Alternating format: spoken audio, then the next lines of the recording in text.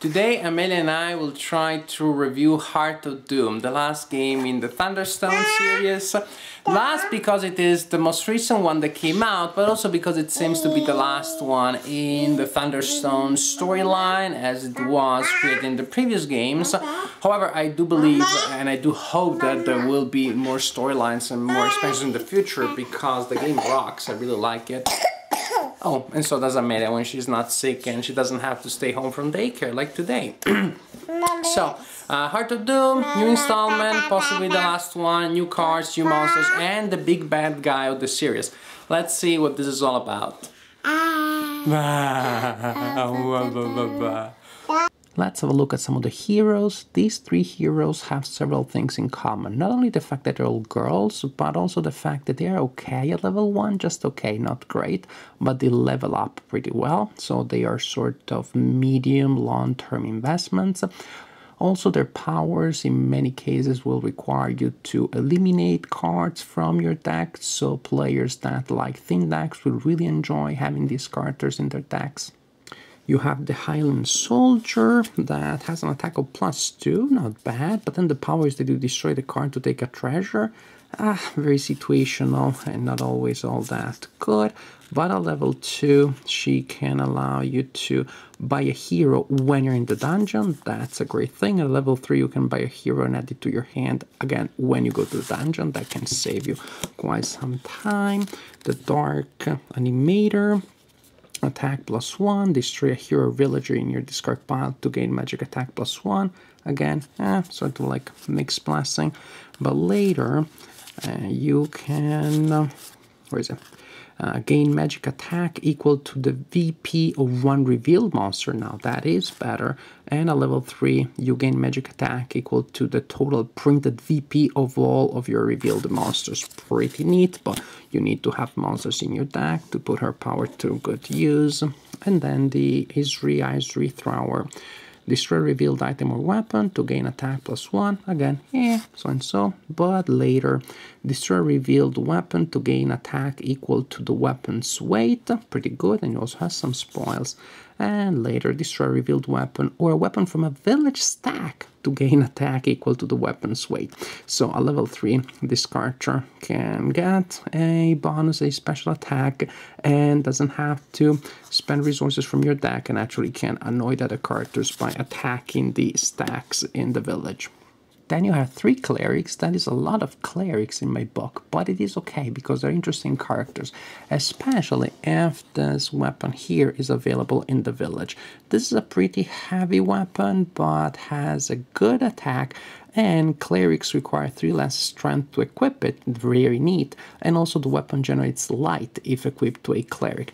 So this is an excellent weapon, and when this weapon is available, clerics really become some of the most interesting characters in the game.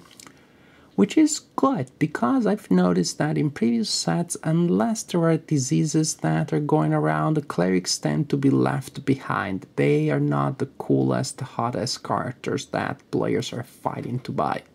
And then these clerics are just good, interesting characters per se. You have a cleric that will give you XPs each time that he goes to the dungeon.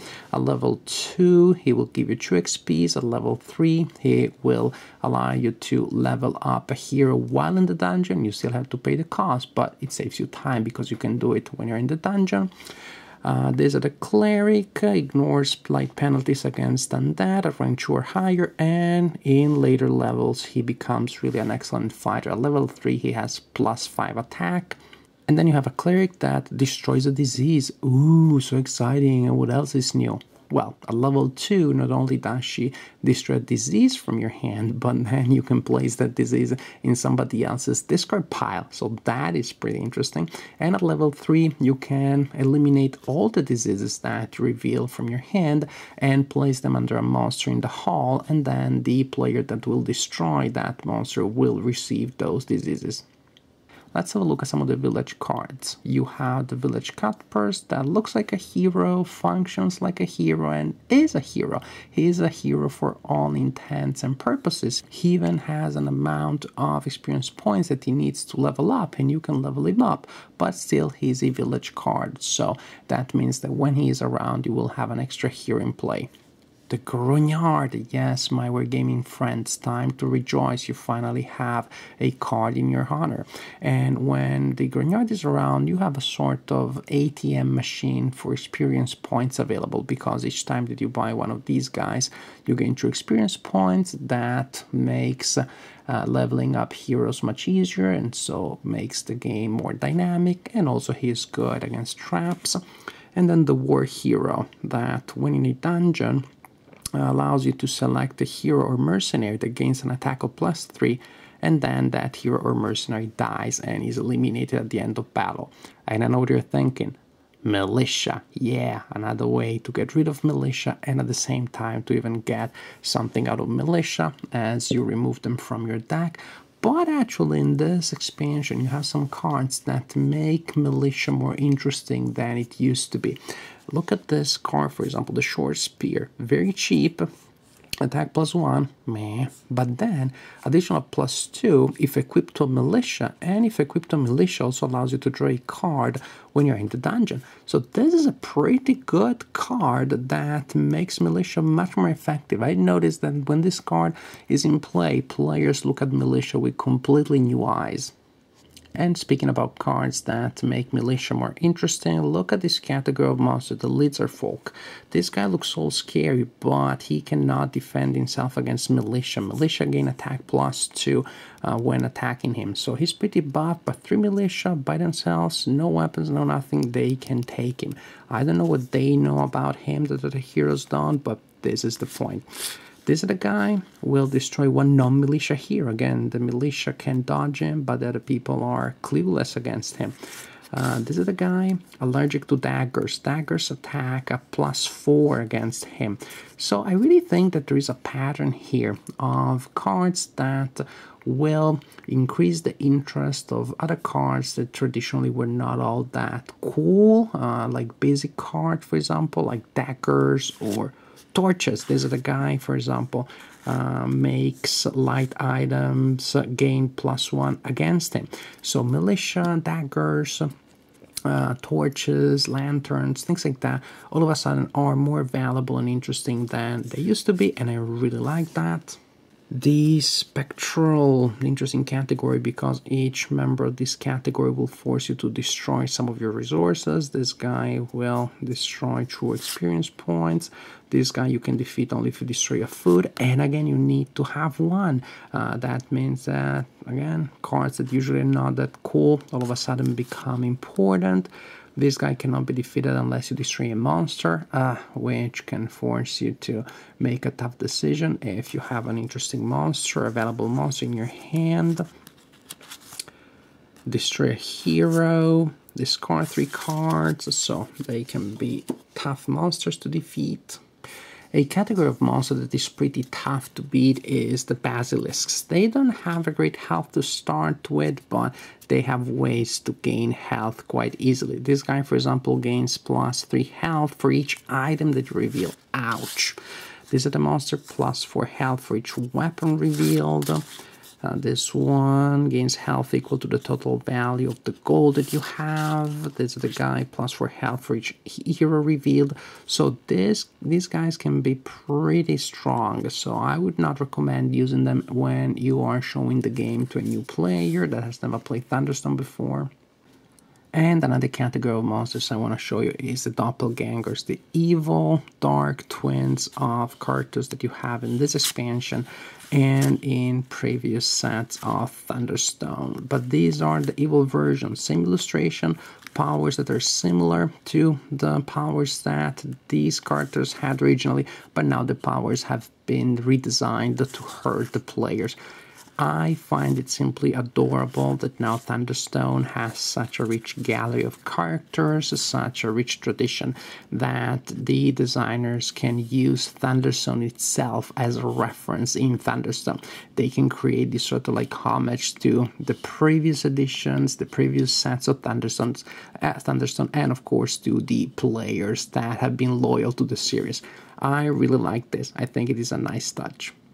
And then you have the super bad guys. You have a guardian that makes heroes more expensive, another guardian that gives a penalty in light, a penalty to heroes that are attacking, and a bonus to monsters. So this is a particularly interesting enemy. And then you finally have the super villain of the Thunderstone universe, who has 25 health points. Yes, he's pretty buff. And well, this bad guy will end the game if he ever breaches, so that's bad. Luckily enough, when you're fighting against him, you can use Thunderstones as weapons, and each Thunderstone will give you a +6 attack against him. In fact, when you play with him in the deck, you will have to add extra Thunderstones to the dungeon. And I think it is nice to have an extra super bad villain, you know, the super boss to fight against, especially one that will make the Thunderstones more interesting and useful than they used to be. If you have followed this video so far, you must have figured out by now that I love this expansion. I really enjoy it.